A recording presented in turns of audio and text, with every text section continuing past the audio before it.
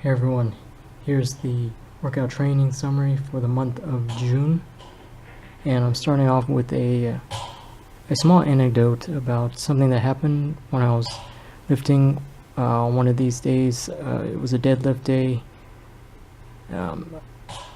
That's back now, by the way.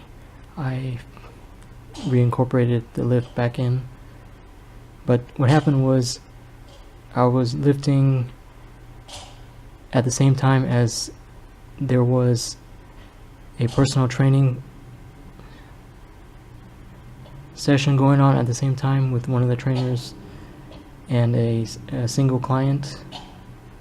And during my lifts, even though I had headphones on and there was some background noise, I can still hear the conversations that were going on between the client and the trainer.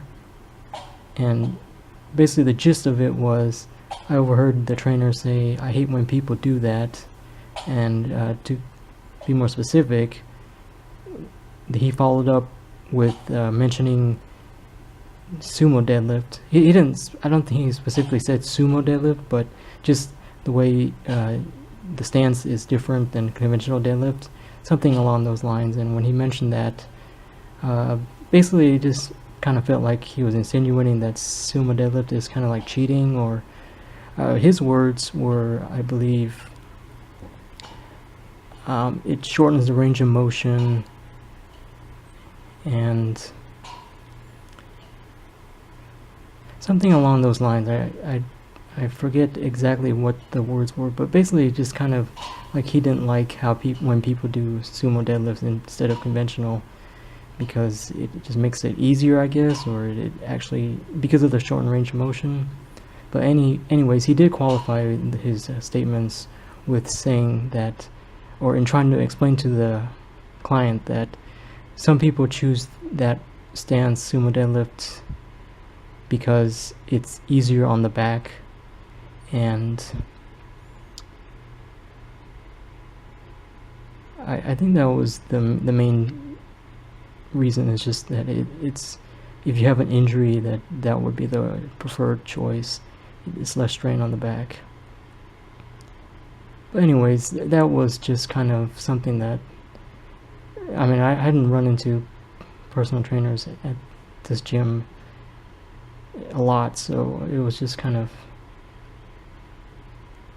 in there during my workout session, some of his comments, and it just makes me think about how sumo deadlift at the time, or at the moment, is my preferred one instead of conventional, because it's easier for me to avoid injury and avoid re-aggravating injuries to the lower back by doing sumo deadlift. And in the past I might have mixed or switched back and forth, but now going forward, at least for the next few months, just sticking with sumo deadlift. And that was what I mentioned earlier. I figured out how to reincorporate deadlifts, sumo deadlift, for reduction of injuries, and also just going with it instead of waiting for the perfect moment for the back to feel 100%. Just go ahead and lift and do all the prehab and rehab, and let it just kind of just play it by ear and see how things go. And throughout the training clips, there have been just different lifts incorporated. OHP is still a mainstay, and I showed some lat pull downs. I do like that neutral grip. It's a little bit easier, but I like it. It feels right. And hamstring curls, just an accessory. I think I was just waiting for the gym, more space in the gym, so I just used that hamstring in the beginning before the main lifts until there was space in the gym. There was several people, so I just waited. And this same thing. There's some type of Zumba or some class going on, so I couldn't go up and use free weights, so I just used this machine, and it surprised me how kind of felt heavy on this pressing machine. Only 80 on the stacks, but felt kind of heavy. I guess that's what happens when you don't bench press in a long time. But circling back to that story, the next time I saw that trainer, I did warm up with conventional, and I mean, unfortunately he left before I got to the working set, so I went back to sumo. I don't know, I just let it bother me a little bit, but I shouldn't. I know what I'm doing, and I don't need his external validation. So that's pretty much it for the training summary.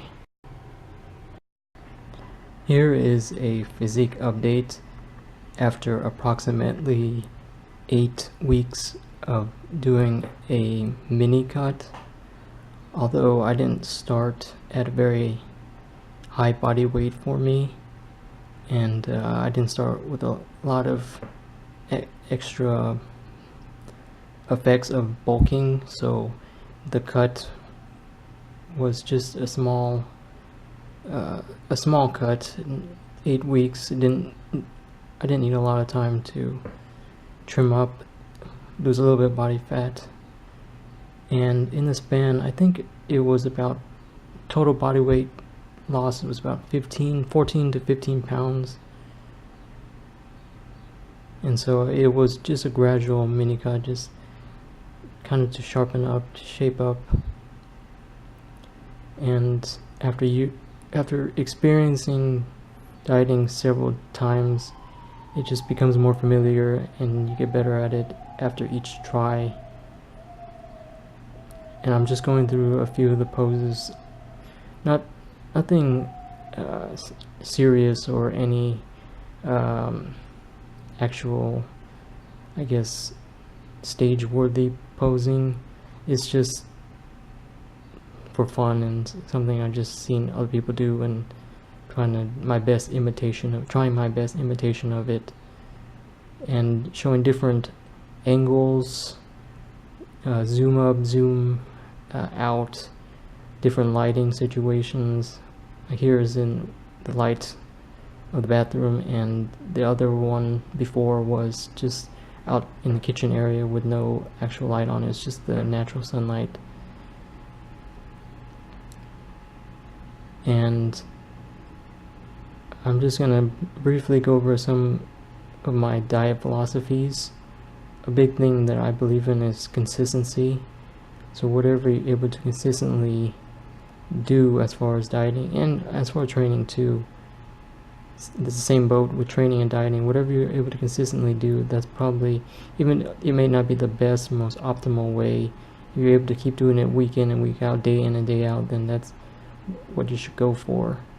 And for me, that just means running a stable rotation of several mainstays as far as what food choices I pick. It just helps me with dieting better. I do try to track macros, carbohydrates, fats, and proteins in grams, and at the end, the total calorie count is something I keep an eye on. But the thing that helps me the most is just picking a small group of foods that I like to repeat over and over again, and it doesn't get too stale or boring or overused for me, so I just run that same rotation of diet foods like egg whites, cottage cheese, Greek yogurt, carb-friendly yogurt. Earlier in the diet, I do use white rice, but maybe when carbs are low, not so much rice, but more salad bags, lower carb choices like that, and different protein sources, rotating them in. But for the most part, the other protein sources I use, I mentioned the egg whites and so on, and in addition, whey protein. Just having a stable regimen of eating those similar foods each day, usually around the same time. But I find that if I aim for the protein first, knock that off, and then fill in the carbs and then the fats, and it kind of usually works out. And with MyFitnessPal, the app, it's a great. It's easy just to see the total calorie consumption, so it's not hard. It's already calculated. As soon as you put in the macros, it's already calculated for you. So I just keep an eye on what's the trend, decreasing calories, yes, and slowly tapering off carbohydrates, keeping proteins about 1 gram per 1 pound of body weight that I have. So if I weigh 150, I get 150 grams of protein. And I think this is during the 9th week of just beginning reverse dieting, so increasing carbs slightly. I think the previous clip I was 143 pounds, and now it's like 141-ish pounds. And so I guess dieting, the mini cut was a success, or feels like it was successful for me. And as long as I just keep my consistency and dieting approach, I can succeed whenever I choose to diet.